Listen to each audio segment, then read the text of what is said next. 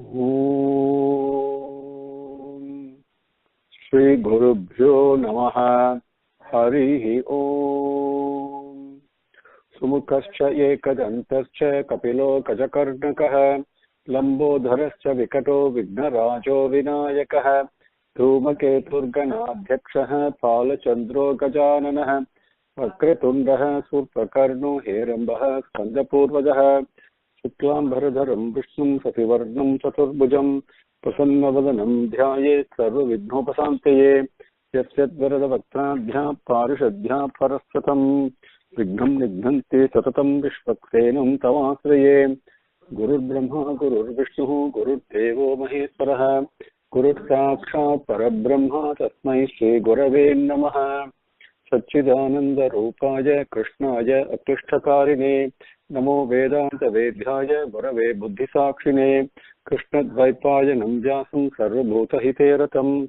Vedabcha Bhaskaram Bande Samadhi Nilayam Munim Sahasramurte Purushottamasya Sahasra Netranana Padabahoho Sahasranamam Savanam Prachatam Niruchyate Janma Jaradi Santyai.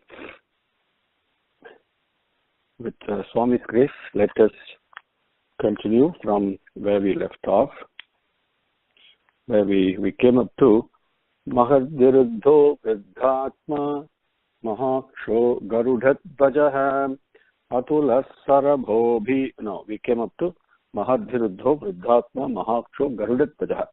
Then we have to take up Atulaha. And the slokam before that is 37. That is the 38 is Padmanabhora Vindaksha Padmagarbhastarir Bhrut Mahadviruddho Vriddhatma Mahaksho Garudhat Vajaha. That we took up last time.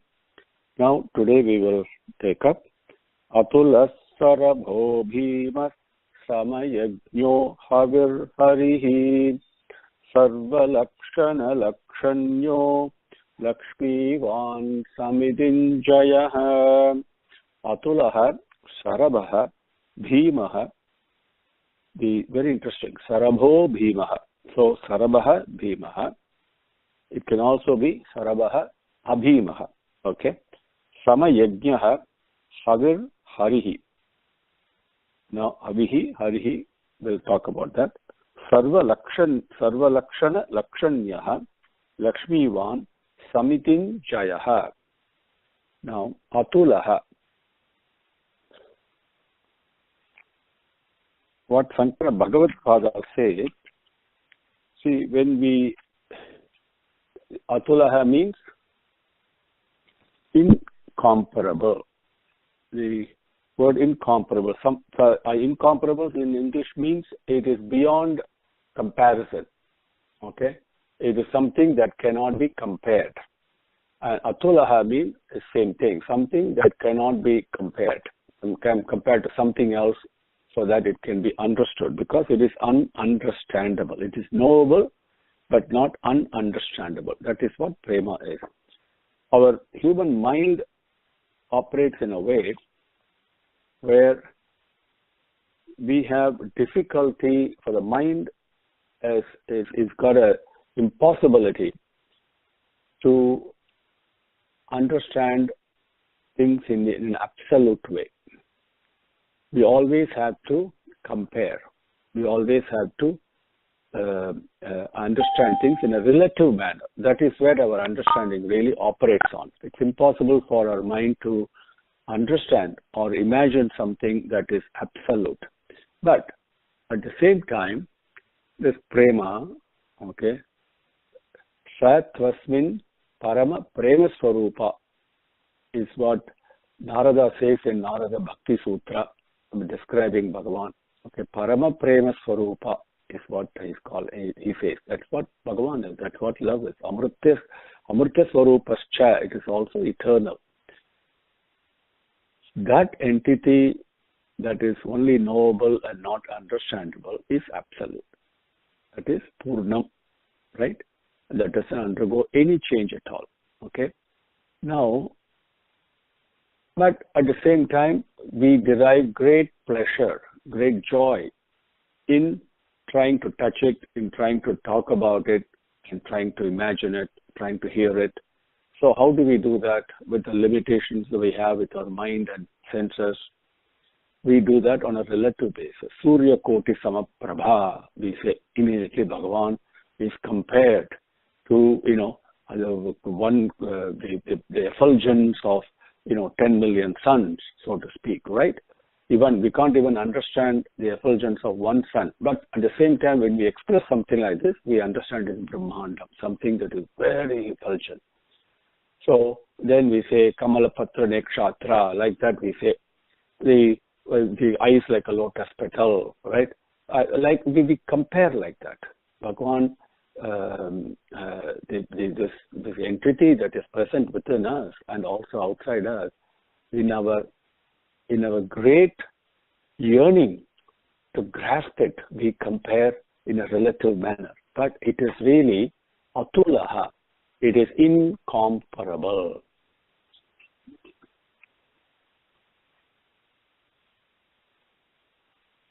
Atulaha, Sarabha.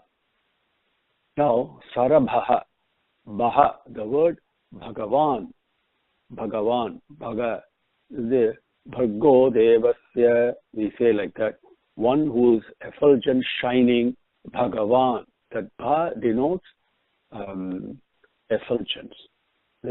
Now, effulgence beyond what our eyes can see. Please understand that. We think effulgence means immediately light. Light means immediately it is something to do with vision. It is to do with ocular, as we say, But it is the effulgence that is present everywhere, including our thoughts. Okay, that Bha. Now, Sara Bha. Sara means Sariram.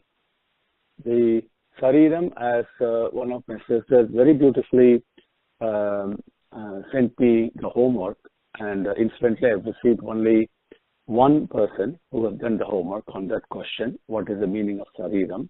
Very beautifully she had explained.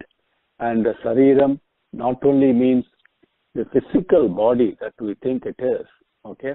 There are three Sarirams we have, right? And as we know, and we talk about our waking stage, our dream stage, and our deep sleep stage, okay? And Sthula Sariram, Sukshma Sariram, and Karana Sariram. Right, all these Sarira means something that moves about. Okay, basically what it is. So these three is what we have. That who is effulgent in all this? Think about it for a second. Right?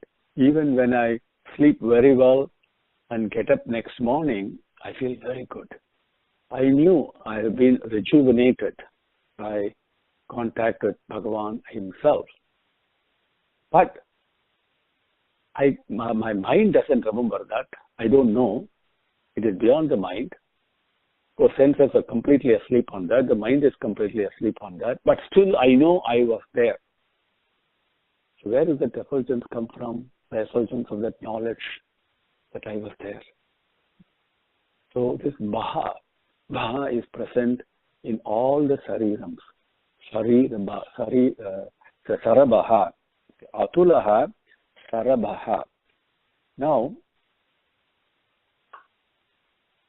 the Parasara Bhattar says, Sarabaha also means very beautiful. While we know that in order to live, we have to follow certain disciplines. We have to operate within certain boundaries. And we know that. And we do that in certain circumstances. We go to work in the office, we have to follow certain rules. We do that. Why? Because we are afraid to get otherwise, we won't get our paycheck. When we go out on the street, we have to dress properly, right? So there are certain things that we automatically follow the rules, the limitations, the boundaries. But when it comes to matters of Bhagavan, who is he? That is when our so-called sense of freedom, who is he to tell me? No, I will dress whichever way I want. No, will you dress wearing a pair of shorts and an unkempt way will you go for a job interview? Simple. When you can't, for a simple man who is not even a department manager, who is going to hire you so that you want a job, for him, you wear your suit and tie and dress yourself well and whatever else that you do. For the chief executive officer of all the chief executive officers of the whole world, when I go to see him, why don't I dress well? Simple matter. Why should I follow these rules? We all have come here to this hall or on the conference, but trust me, the same Bhagavan is present here. It is not just a hall that you have come to listen to Sahasranamam. Bhagavan is sitting there and listening. 100% truth. Okay? So why can I respect him that way and dress? It's following the rules and disciplines and the boundaries. Same way in my conduct. There are certain boundaries. I cannot do anything and everything I want that my mind directs me to do. I've got to use my buddhi. Follow certain boundaries, certain limitations. I don't do that. I resist. I rebel, which I will not do anywhere else. Matters of pertaining to feeding my stomach, matters pertaining to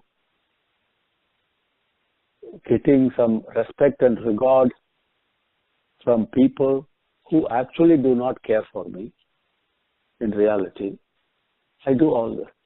But for the matter of one person who really, really cares for me and will never let me down, when the whole world walks away from me, for him, I will rebel. I will do my way. Conduct. Bhagavan is not so much interested in how you dress, as long as you cover yourself and appear decently, because there is a societal norm.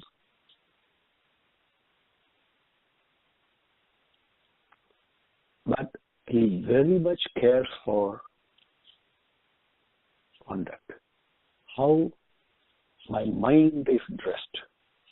What dress is my mind wearing? That's one he cares for. It's not the physical attire that we wear and all that as an example. That is very important for living in a society. Right? Now, as we go to certain parts of the world, we call them nomads, we call them primitive people. They are probably more advanced than you and me, but we call them primitive. Right? And some parts of Amazon and other places, people even do not even wear physical clothes, as we call them clothes. But immediately how can it be? Right? Because we have a certain social norm. Once one Digambara Swami came to Swami, Bhagavan, Sri Sathya Sai Baba. The Digambara Swami had, Digambara means Dik Ambara. Dik Ambara. Ambara means cloth. Dik means the directions. The directions, all the directions are my cloth. That's what it means. What does it mean? I don't need to wear any dress. Everything, the whole space. That's what I'm wearing. So what we call in our language, the person is naked. Now, that is a state that you reach where you're spiritually so advanced, like Slokam was. When Slokam was walking as a small boy, his father Vyasa was chasing him. Hey, son, come here. As you know, a father chases the son. And there was a pond. Slokam is Parabrahman. There is no differentiation. There is no sense of difference. Everything is prema. Right? It's not a question of I am prema also. It is prema itself. There is no difference. It's only I that is present. So the pond, the ladies were bathing in that pond. When you see Bhagavan, all of us, regardless of who you are, okay, will automatically clasp our hands and pray. This is the beauty and the power of Bhagavan. He doesn't want you to do that, but we will do it. This is something that's phenomenal. Because you know the story about Duryodhana and Krishna and all that. Now, so these ladies immediately got up from the pond and they were all doing namaskara. So Sukamuni, as he was walking by, this little boy, when Vyasa was chasing and son, he was coming, over 1 or 2 minutes later, all these ladies immediately immersed themselves in the water and only their head was showing, and then they were paying namaskaram to Vyasa. Vyasa was astounded. How come this boy comes and you, for me, immediately you're, hiding your body and all this? He said, Swami, he has no difference, but you still have differentiation. You call him as your son. You still differentiate. So that the sense of Dikambara is when you reach oneness.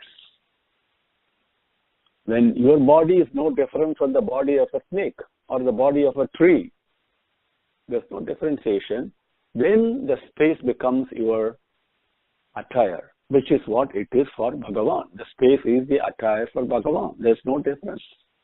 That is what Sukamani was. Now, Dikambara Swami, as we saw in Bhajagovinam, I think it was yesterday or day before Slokam, but there are lots of sannyasis, swamis, just by wearing ochre robe and doing this and also not wearing anything at all, I have reached Parabrahman, Nirvanam. And then there is a whole bunch of gullible people who follow them too. So then the Swami's ego becomes even higher.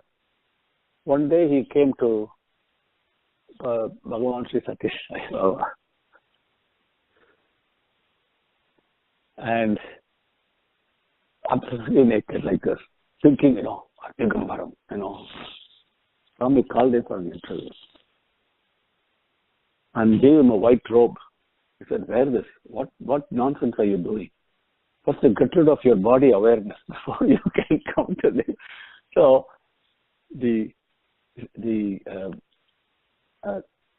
reason I'm talking about that, the Sarabha also means, Parasara Bhattar says, the norms and the limits and the boundaries that we have to follow, not only in body form, which we all do to some degree, okay?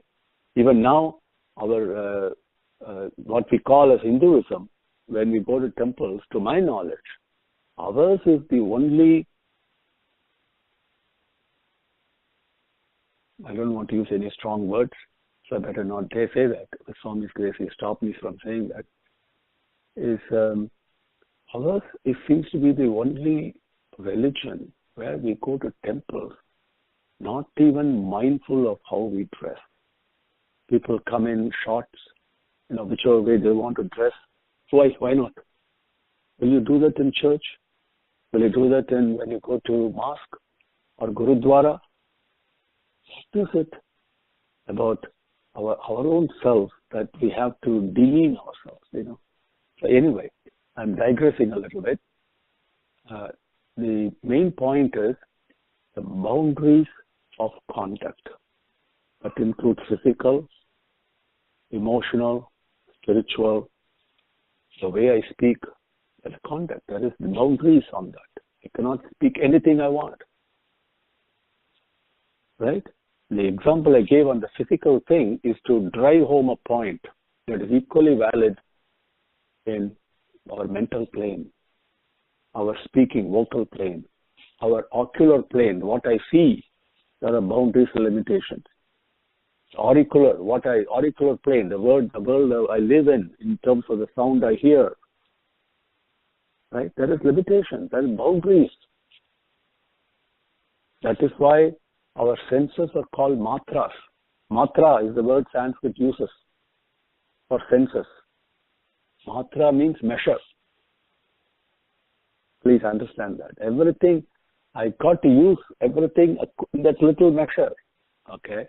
So, once you understand that there are boundaries and limitations in all the spheres of existence that we have, then I have this rebelliousness.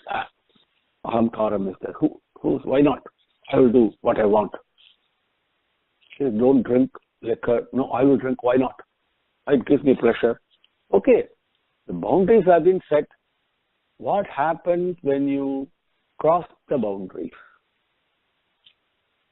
You think. Simple example, you go touch fire, I exceeded the boundary. What happens? Immediately I know. If I I eat something, I overeat, go beyond the limit, what happens? We all know. So every example, physical examples I'm giving you, the same way mentally, I go beyond the limits of how I should speak. You should not speak cruel words. No, I'll cross that boundary and speak cruel words. What happens to your mental peace of mind? Regardless of who you are, you will be agitated. You will not be happy. You cross the boundary. Everything and anything that you cross the boundary, that I cross the boundary, there is an immediate corrective action that takes place, a punishment we call. Yes or no? And we call it punishment, but punishment is nothing but a corrective action to bring you back in line, to give you the knowledge, right? That entity, that prema, right, that does that is Sarabaha, is what Parasara Bhattar says. So Atulaha Sarabaha. Sarabaha, the most effulgent one in all the Sariram. Okay. Now, also that entity that corrects you, that punishes you when you cross limits. Okay? Clear? So, next one is Bhima. Bhiman. Bhima means, actually, as the name implies, the one who inspires fear in you because of his might. Bhagavan is the most mighty, the most powerful, but he never inspires fear. He inspires respect, tremendous reverence. Something that happens, that is the beauty of Bhagavan, that's the beauty of Prema. But at the same time, in our physical world, okay, we have our mental world also, things that causes us fear. That is Bhima. What causes fear? Future always causes fear. Past always causes regrets and guilt. Present causes only happiness. Only happiness. There is no fear, there is no guilt, there is no regret, nothing in the present. Present is most beautiful, but we don't live in the present. Most of us live in the past or the future. There is a beautiful study that how many times, for example, when do you smile? You smile, we say you smile when you're happy. That's what we all think. That's actually the other way around. When you smile, we say you're happy, therefore you smile. Right? But actually, you become happy when you smile. The reverse is the actual truth. Think about it. Doesn't matter how sad you are, you just smile and see what happens. Immediately that happiness will come. So everything is ulta, the way we understand. Right from the moment we started speaking as a young lad and our parents told us, this is your shirt, this is your toy, and that is your... Immediately the division came. From that moment, everything became ulta. Ulta means reverse, upside down. In our life, if it's possible to wipe out very clean, absolutely clean, and start with a clean slate in our mind, we can draw beautiful pictures on it. Right now, we're struggling because everything is ulta. Our knowledge, our concept of ourselves, concept of others, everything is ulta. That's a fact. Okay? Including me, I'm talking about me, not about you. I can only talk about myself. So, the present moment is omnipresent. Okay? The past is history, the future is mystery, the present is a gift, as they say. So, but coming back to smiling, as an adult, I may smile maybe 4 to 5 times a day. Okay? Now a child smiles 40 to 50 times a day. Unbelievable. If you ever think about it. That is why we are all very happy in the presence of a child. It doesn't have to be my child. He is very happy. Smiles. No reason. Because there is no reason for love. There is no reason for prema. There is no season for prema. Just 5 smiles. 40 to 50 times. So child is much happier than me. So if I want to be happy, then I must smile. Not the other way around. Now that means you can assume, or if we were to extrapolate, okay, maybe 4 to 5 times a day, I live in the present moment. It's as a hypothesis I'm giving. If I'm smiling only 4 to 5 times a day, then maybe 4 to 5 times a day I'm living in the present moment. The child lives much more, 40 to 50 times maybe. Right? Now, I live in the past with all guilt. Oh, I wish I had not done that. I feel so bad. I did this. I cannot change it. Whatever I want, I cannot change my past. Impossible. But I feel bad about it. Future, only fear. Oh, what happens if it doesn't turn out this way? Or what happens if it happens this way? So much. This thing, see, again, remember, even the ability for the mind to go around like this, that's also an effulgence. It is not separate from Bhagavan. Isn't it? Bhagavan is shining. The same effulgence, same prema is dancing around. Right? And that thing that inspires fear, the thing that makes me think about the future most of the time, and immediately fear comes, that is Bhima. Not only physically, as we know, Panchapandavas, Bhima was so strong that people were afraid of him. You see somebody who was very strong, you become afraid of him physically, but mentally also. Now the reason the fear comes, Swami, you are so full of, you are only Karuna Sakara, you are only Prema Swarupa. How come you are giving me this fear? Why? So love, why can't you just pour love on me? He says, you fool, I am embracing you, immersing you only in prema. But you are not looking at the prema, you are looking at something else. So in the future, if I look at it with love, where is the fear? If I say, Swami, you will take care. I know you are taking care.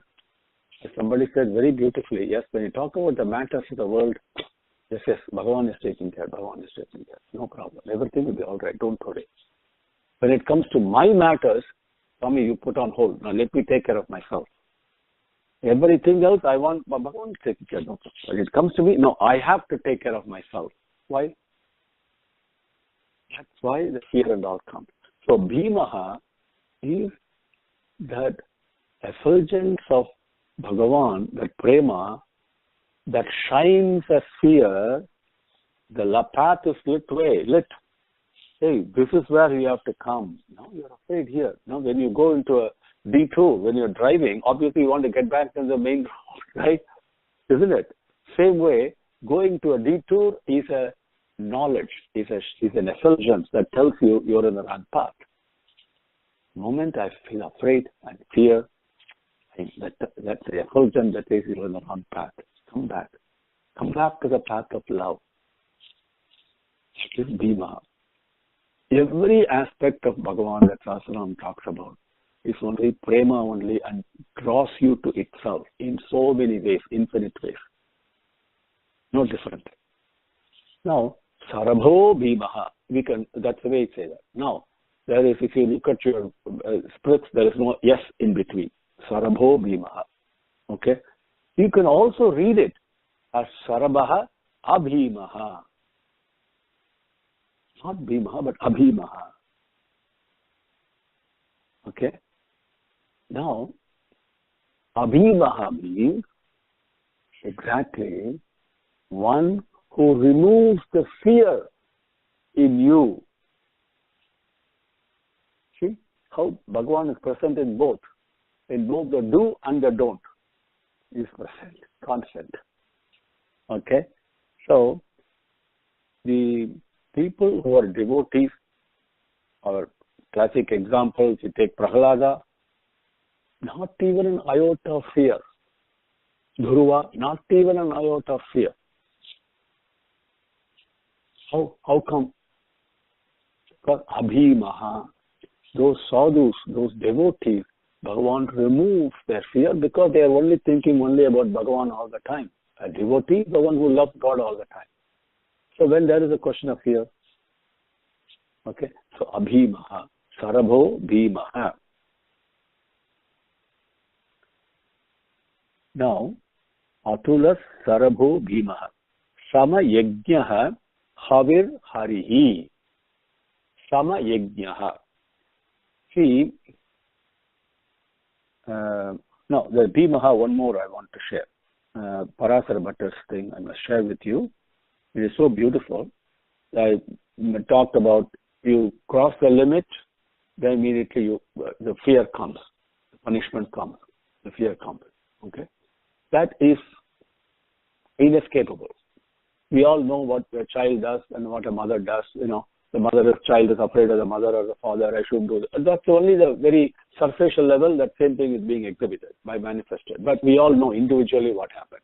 Now, the Taittiriya Upanishad says the Bhimaha, the thing that inspires fear, all the Pancha Bhudangal, the prana, the vayu, everything is operating in utter fear of this entity, following the assigned task so strictly, very narrow. It's like the edge of a sword. As Paramacharya says, the spiritual path is like walking on the edge of a sword.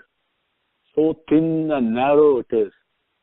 And that's what Surya Bhagavan does. Follows everybody assigned job they do in utter fear of this master. This is what another meaning Parasara Bhattar says. Also the Panchabhutanga operate in utter fear. That is why Swami says, when Bhagavan's anugraham is there, what can Navagraha do? Seriously. I won't pray to all the Navagrahas, this Guru Payarchi, Sani and Ragu and Ketu. No, okay, do it. But once I have Bhagavan's anugraham, all the planets will reposition themselves to grant his blessings. So nothing they can do. So this is Bhima. Okay. Atulas Sarabho Bhimaha Samayajnaha. Now, here I will stop because our allotted time is just about up. So Samayajna very briefly means, as there are several ways that this is being enjoyed, because this is the beauty of Bhagavan's Namam. It just does not denote one thing, because how do you start describing infinity? Okay? I mean, if you really, it's one thing to put the symbol and move on. That means you're not even paying attention to it. But suppose I put my mind and understand what is that symbol infinity that I put in. Okay, what is it? What is it? Then there are so many ways it shows up. It's still, you cannot grasp it, but if there are so many ways it shows up, right? So each one points to the same thing. So Samayajna, Bhagavan's Nama is like that. There is not one Nama that is superior to others or anything like that. Any Nama you like, you grasp it, it will take you to the same path. Samayajna in the same way has got so many ways it is shining. Okay? So that we will take up with Bhagavan says next class. Okay? Next session. Om Shri Gurubhyo Namaha Harihi Om Samastalokaha Sukhino Bhavantu Samastalokaha Sukhino Bhavantu Samastalokaha सुखिनो भवन्तु। ओम शांति शांति शांति। हरि ओम।